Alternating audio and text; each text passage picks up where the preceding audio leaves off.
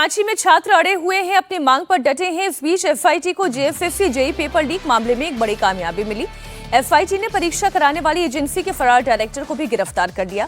FIT ने परीक्षा agency बिन्सिस technology private limited के डायरेक्टर अरुण कुमार को मुंबई से अरेस्ट किया है। टीडीपीएल की ही तरह बिन्सिस टेक्नोलॉजी प्राइवेट लिमिटेड भी एक एग्जाम एजेंसी ही है और इस एजेंसी ने 3 जुलाई 2022 को जेएसएससी जेईई का एग्जाम कंडक्ट कराया था और इसमें 1289 पदों पर भर्ती होनी थी। लेकिन एग्जामिनेशन से कुछ घंटे पहले ही आंसर की व्हाट्सएप पर वायरल हो गई थी।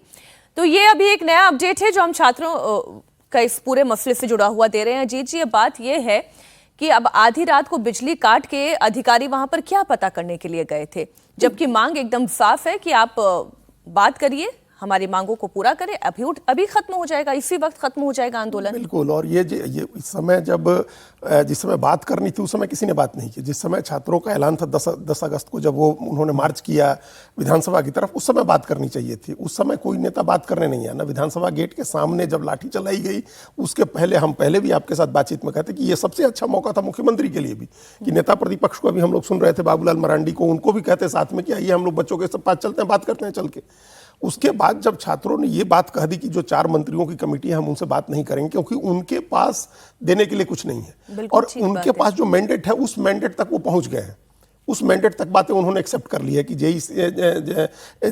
जेपीएससी की जो परीक्षा है वो जो रद्द हो गई, अभी की परीक्षा 14वीं परीक्षा थी वो रद्द कर दी, और जो दूसरी चीज़ें हैं सीआईडी जांच और न्यायिक जांच, जहां तक उनका मैंडेट था वहां तक उन लोगों ने स्वीकार कर लिया। अब उसके आगे उनको मैंडेट नहीं है, उसके आगे जो डिसीजन करना होगा मुख्यमंत्री को करना होगा, तो मुख्यमंत्री आकर के बात कर लें। सीबीआई को जांच देनी है, हम पहले भी कह रहे थे कि जब ईडी को दे दिए तो एक और केंद्रीय एजेंसी को इन्वॉल्व करने में आपको कोई दिक्कत नहीं है। अगर होगा आप तो फिर आप कह सकते हैं कि भाई केंद्रीय एजेंसी के जरिए हमको परेशान किया जा रहा है, आप ये नैरेटिव तो बना ही सकते हैं ना।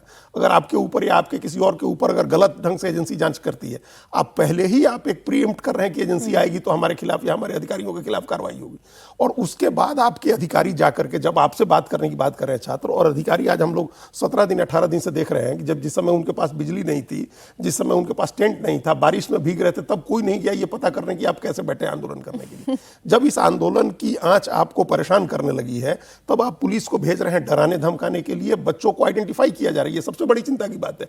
आगे उनके करियर का सवाल खड़ा हो जाएगा, आप नौकरी में उनको परेशान करेंगे, उनके ऊपर उनके परिवार के लोगों को जो सुविधाएं मिलती हैं वो बंद करने की कोशिश करेंगे आप।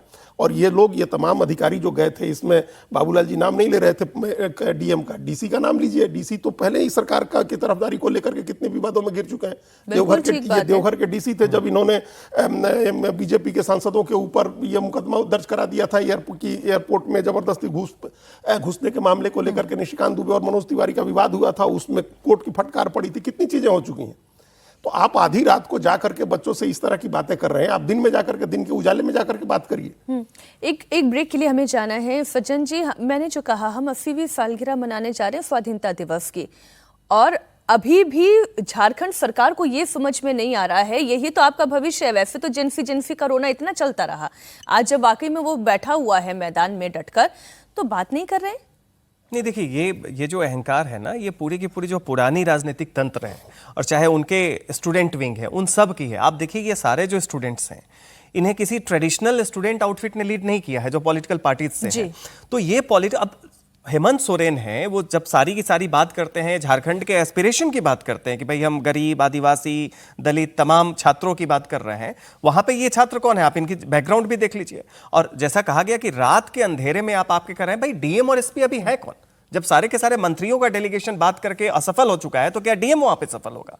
वो जा किस लिए रहा है? आइडेंटिफाई करने के लिए। निश्चित तौर पे तो ये अहंकार भी दिखाता है कि जमीन तले एक नई पीढ़ी आपसे अलग हो रही है। ये कोई आप अपने पार्टी का सपोर्ट बेस से ये मामला निपटने वाला नहीं है, ये एक नई पीढ़ी आपके हाथ से जा रही है, इसमें अभी भी समय है, समझ जाए। और कांग्रेस की भी भूमिका, आप वहां पे घटक दल हैं, आप पूरी की पूरी नैरेटिव जंतर मंतर के प्रोटेस्ट में बनाए हैं, यहां पे आप क्यों शिथिल पड़े हुए हैं? कांग्रेस पार्टी तो संसद में भी कह रही थी कि अमित शाह जवाब दो, अमित शाह जवाब दो, अमित शाह जवाब देने के लिए तैयार हैं, लेकिन अब आप सुनने के लिए तैयार नहीं है।